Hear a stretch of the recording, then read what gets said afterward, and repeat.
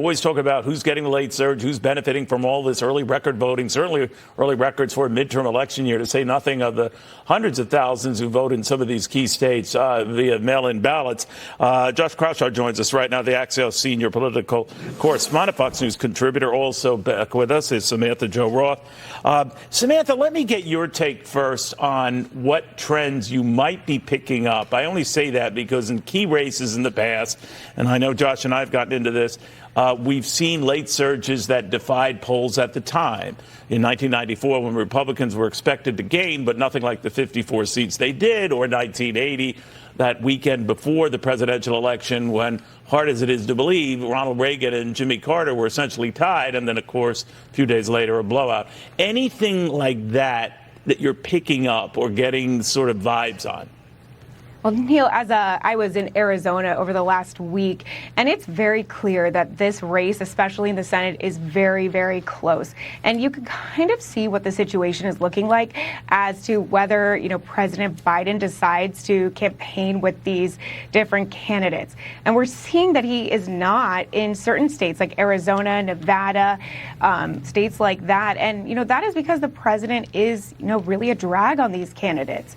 These candidates are really trying to separate themselves from the president. We've seen that in their approach, and having the president there would be a problem. However, we are seeing President Obama, as we saw in that earlier report, in Georgia. We're going to see him going to Arizona midweek. We're also going to see him going to Nevada, and it's interesting to see whether Democrats will be able to get their people out based on that excitement for Obama. But you have to remember, a lot of these states, it is they're really going to be relying heavily on these independent voters. They're going to have to get some of them, even some that are Republican, in the case of Arizona. So the big question is, will bringing Obama or any of these other Democratic people out, will that hinder some of the efforts there? I always wonder how it cuts, Josh, Samantha, what you were saying, when you have a big gun coming out on your behalf. In the case of Barack Obama, a gifted politician, no matter what you might personally think of him. But he does well when he's on the ballot, not so well when he's pushing other people on a ballot. So I'm wondering if it will have the same effect here. What do you think? Yeah, Neil. I mean, all you have to do is ask some of the Democrats who were running when Obama was campaigning for them in 2010, 2014. They didn't have good nights. Obama may be the most popular Democratic surrogate right now, but I don't think he's going to move a whole lot of votes or energize folks that otherwise wouldn't be going to the polls. I mean, this race, as Samantha was saying, is all about President Biden and his pretty weak job approval numbers. And I'm looking at that travel schedule, Neil, really, really closely. The president's going to be in Pennsylvania later in the week. But you know what his last campaign stop, what state he's going to be in? It's Maryland.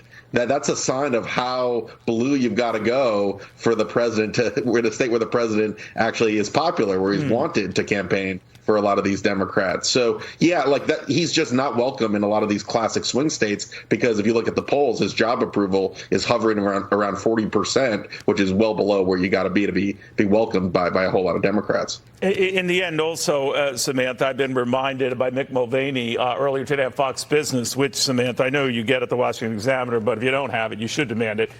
Many have, and they're doing very well, thank you. But one of the things that came up, Samantha, when I was talking to him was this idea of all the other stuff that's going to be happening before Election Day. Like, we'll have the employment report out from the month before, that later on Friday.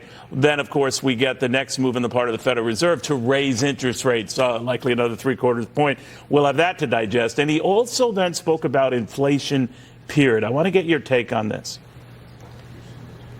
So as you sit here and look at inflation as too much money chasing too few goods, the Fed really can sort of help on the supply of money, but they're actually hurting on the supply of goods. They're making it harder to get stuff to market. The Biden administration continues to make it harder to get stuff to market. So until we look at inflation from both sides, I don't think it's going away anytime soon.